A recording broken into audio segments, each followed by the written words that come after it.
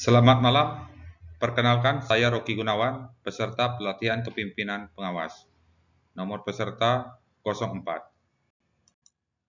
Di sini saya akan membahas tentang studi lapangan pelayanan publik. Menurut Bevan dan Sharon, studi lapangan merupakan sebuah metode pembelajaran melalui pengumpulan data secara langsung dengan pengamatan, wawancara, mencatat, atau mengajukan pertanyaan-pertanyaan. Tahapan pembelajaran studi lapangan pelayanan publik berdasarkan jadwal pembelajaran adalah sebagai berikut. Yang pertama, pembekalan studi lapangan pelayanan publik. Yang kedua, studi lapangan pelayanan publik ke lokus yang terpilih. Yang ketiga, berbagi pengalaman hasil studi lapangan pelayanan publik. Konsep desain pembelajaran studi lapangan adalah sebagai berikut. Pada agenda pertama, kita mendapatkan dua agenda. Yang pertama adalah agenda kepemimpinan pelayanan. Yang kedua, agenda pengendalian pekerjaan. Setelah kita menguasai atau mempelajari agenda ini, lalu kita melakukan tahapan persiapan.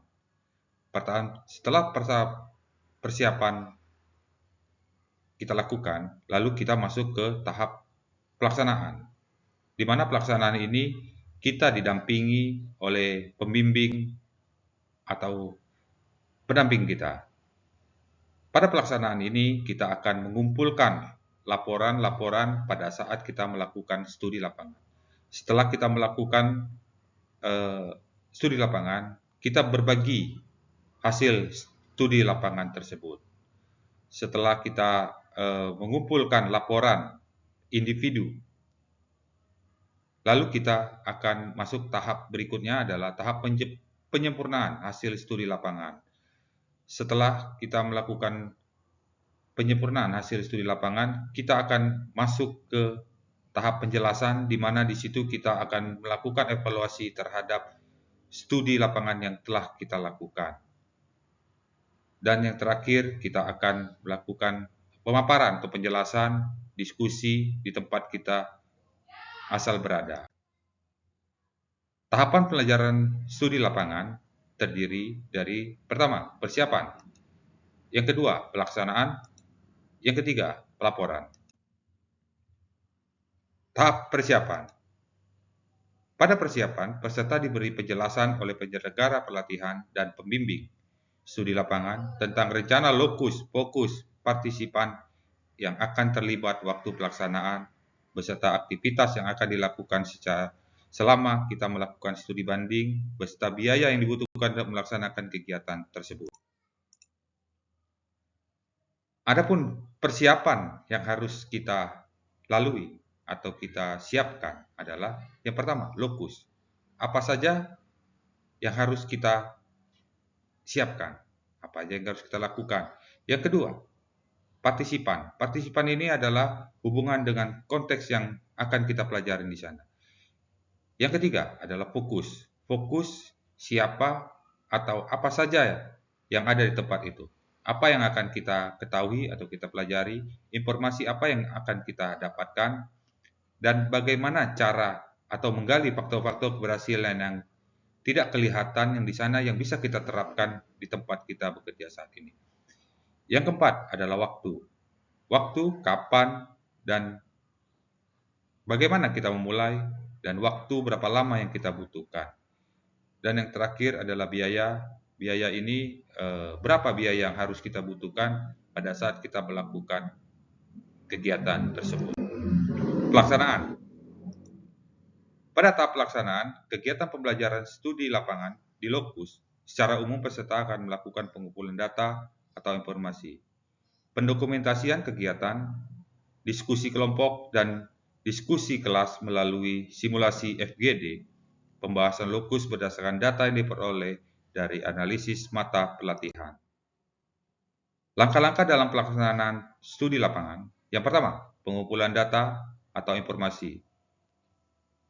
Kegiatan pertama dalam pembelajaran studi lapangan adalah menemui pimpinan instansi atau unit yang akan kita kunjungi. Penerima rombongan peserta pelatihan oleh instansi yang dituju tersebut dapat dirancang bersifat seremonial. Pada saat seremonial, penerimaan awal oleh instansi yang dikunjungi tersebut. Yang kedua, dokumentasi kegiatan.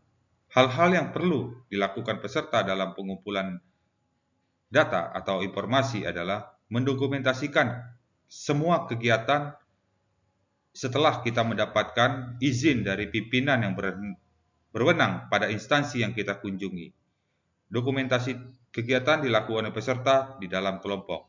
Pendokumentasian kegiatan dapat dilakukan dengan membuat rekaman, suara, atau video, mencatat atau merekam hasil dialog atau tanya jawab, mengambil foto yang relevan, dan bentuk-bentuk lainnya. Yang ketiga, diskusi. Diskusi dilakukan dengan pembimbing. Pembimbing studi lapangan dan diskusi dapat dilakukan di dalam kelompok berdasarkan lokus atau diskusi kelas secara terpisah dan berkelanjutan. Pada setiap akhir diskusi, jika peserta memerlukan data atau informasi tambahan, maka peserta difasilitasi penyelenggara dapat melakukan komunikasi dengan narasumber lokus atau berkunjung kembali ke lokus. Yang keempat, pembuatan laporan studi lapangan. Laporan kelompok merupakan laporan berisi deskripsi lokus dan deskripsi lesson learned berdasarkan lokus yang dikunjungi. Laporan individu merupakan laporan yang berisi tentang deskripsi lokus, deskripsi lesson learned, atau deskripsi action plan dalam bentuk adopsi dan adaptasi kepemimpinan pelayanan publik, dan pengendalian pekerjaan tersebut dalam pelaksanaan tugas jabatannya di tempat bekerja asal kita. Sedangkan laporan kelas merupakan hasil kompilasi dari laporan kelompok yang memuat secara umum lesson learned lokus-lokus terpilih. Aspek-aspek lesson learned. Yang pertama, cakupan manfaat. Yang kedua, membangun dukungan pimpinan dan pemangku kepentingan lainnya. Yang ketiga, pemanfaatan IT. Yang keempat, kompetensi dan pemberdayaan SDM. Dan yang terakhir, penerapan manajemen mutu dalam pengawasan dan pengendalian. Yang kelima, penilaian pembelajaran studi lapangan. Adapun komponen-komponen penilaian pembelajaran studi lapangan ada dua. Yang pertama, kualitas dokumentasi lesson learned studi lapangan yang didukung dengan data dan informasi yang relevan. Yang kedua, kualitas lesson learned adopsi dan adaptasi hasil studi lapangan sesuai dengan agenda pembelajaran. Berbagi pengalaman hasil studi lapangan. Dalam rangka memperkuat pencapaian tujuan pembelajaran perlu dipahami aspek-aspek yang perlu diperhatikan. Yang pertama, gambaran umum lokus atau fokus yang menjadi objek studi lapangan. Yang kedua, peta atau potensi permasalahan langkah alternatif penyelesaian atau potensi permasalahan didasarkan atas aktualisasi substansi mata pelatihan pada agenda 2 dan agenda 3. Yang ketiga, lesson learned, adopsi dan adaptasi hasil studi lapangan kaitan dengan ide atau gagasan perubahan yang data dilakukan oleh peserta dalam pelaksanaan tugas jabatannya. Mungkin cukup sekian paparan dari saya. Semoga paparan dari saya ini bermanfaat buat kita semua. Terima kasih.